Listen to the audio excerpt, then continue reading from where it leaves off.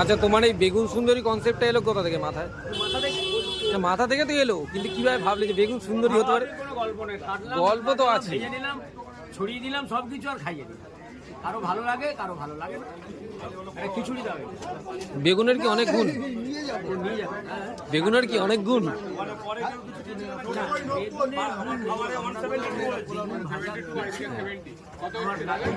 জেঠিমা, ঠাকুমা, আমাদের মা, আমরা বেগুন ভাজাই খাই। তারপরে অনেক জায়গাতেই বেগুন ভাজাই অস্বীকার করা যায় না। একটা বেগুনের আমার বেগুন 20,000 টাকা। 20,000 টাকা একটা দাম আছে, অনেক মূল্য। 20,000 টাকা সেই বেগুন ভাজাটা যখন বিক্রি করতাম তখন একটু চেষ্টা করছিলাম একটু ইউনিক করে বেগুনের একটা স্বাদ আনাচ্ছে।